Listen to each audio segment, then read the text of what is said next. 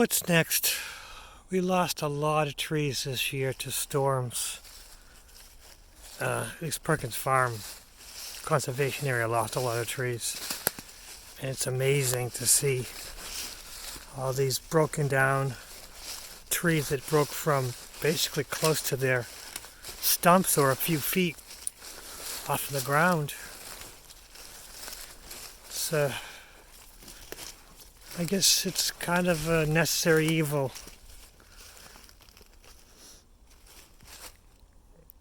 Because you got to get rid of the big trees that are blocking the sunlight so the small trees can grow. It's just amazing how many trees are just torn down, fell over.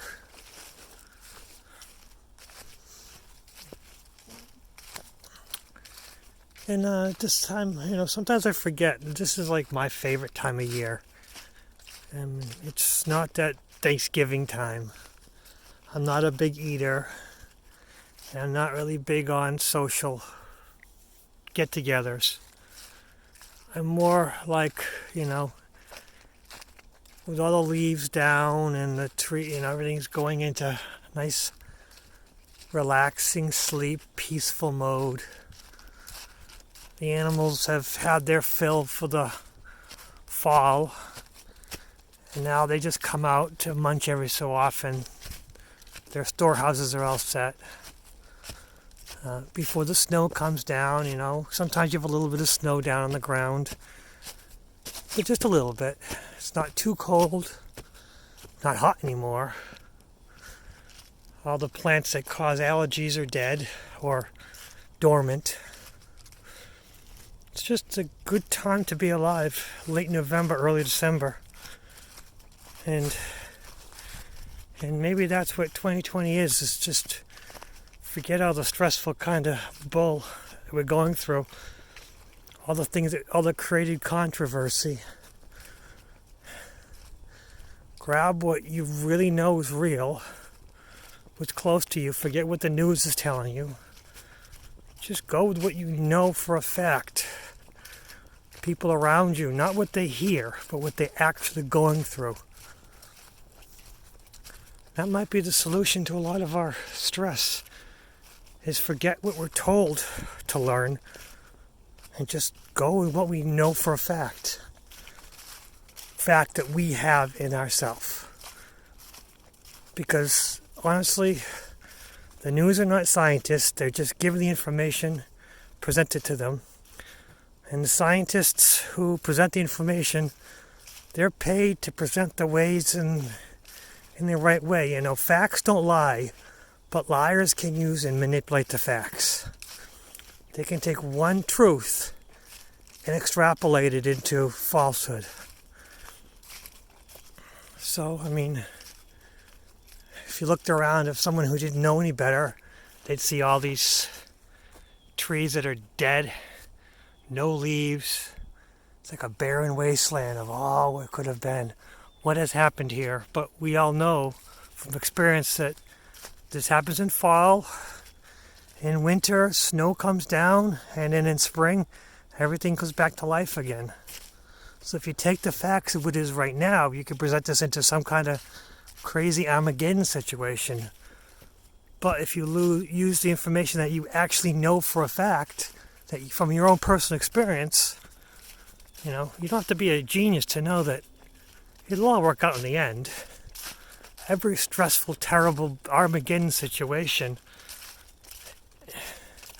when you look back upon it, was just blown out of proportion for attention. Because the media survives off of, one, from the attention of people watching them, and from two, from the advertisers who present what they want to be presented. The advertisers will advertise their goods with companies that show what they want to display. It's crazy. You believe, freedom of the press, but the press isn't free.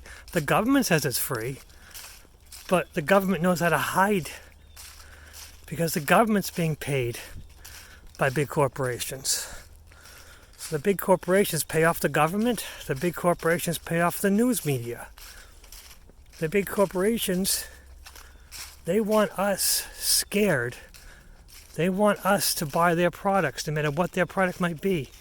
If they can manipulate us to use their product to help save us from a scenario that's been blown out of proportion, been totally imagined, totally contrived, well, that's what they'll do. And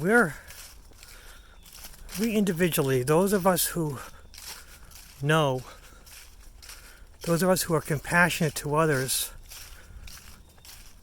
we're being manipulated by the narcissists. We're told, you gotta wear your mask to protect others. The masks won't protect others because if you, as a compassionate person, know you're sick, you're going to avoid the people who could catch it. So you really don't need a mask. Let alone the size of the virus particles will go right through the mask. The bacteria will not. The bacteria will get trapped in the mask and you'll be breathing back the bacteria from the mask into your lungs. And they say, that's not true. It is true. If you're a nose breather, it's not true. But if you're a mouth breather, you're breathing out the bacteria, it's getting trapped and it's coming back in. But these are just my facts, and that's the things that I know, and maybe I'm manipulated. Maybe I'm manipulating you. Maybe I'm manipulating myself. But those are the information that I know from my college, from what I've read, from my experiences. I know that when I work in biotech, but I don't work on the floor anymore. I work in documentation. But when I worked on the floor, it was required that we change out our masks a few times a day. It was like you could not wear a mask more than an hour and a half, 2 hours. You had to change it out because it was compromised, and that was a known fact. And when they say hospitals, that the surgeons wear their masks throughout the surgery, if they do, they're not doing it right, because it used to be that the actual masks themselves would say change it out every so often because it get compromised.